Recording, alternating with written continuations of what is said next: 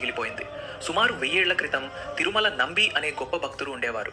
ప్రతిరోజు 8 కిలోమీటర్ల దూరం నడిచి వెళ్లి పాప వినాశనం నుండి నీరు తెచ్చి స్వామికి అభిషేకం చేసేవారు. ముసలి వయసులో కూడా ఆయన భక్తి తగ్గలేదు. ఒకరోజు దారిలో ఒక వేటగాడు ఎదురై, తాత, దప్పిక వేస్తోంది, కొంచెం నీళ్ళివ్వు అని అడిగాడు.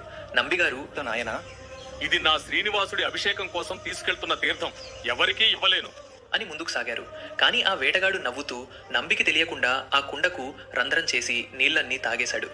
ఆలయానికి వెళ్ళాక ఖాళీ కుండను చూసి నంబి గుండె పగిలింది. స్వామి, నీకు అభిషేకం చేయలేకపోతున్నానే అని కన్నీళ్లు పెట్టుకున్నారు. అప్పుడు ఆ వేటగాడు ప్రత్యక్షమై, తాత, బాధపడకు అంటూ ఒక బాణాన్ని కొండపైకి వదిలాడు. ఆ బాణం తగిలిన చోట నుండి గంగ ఉప్పొంగింది. అదే నేటి ఆకాశగంగ. వేటగాడి రూపంలో వచ్చింది సాక్షాత్తు ఆ వెంకటేశ్వరుడే అని తెలిసి నంబి పులకించిపోయారు. అందుకే ఇప్పటికీ తిరుమలలో స్వామివారి అభిషేకానికి ఈ నీటినే వాడతారు. ఈసారి తిరుమలకి వెళ్తే ఆకాశగంగలో స్నానం చేయటం మర్చిపోకండి.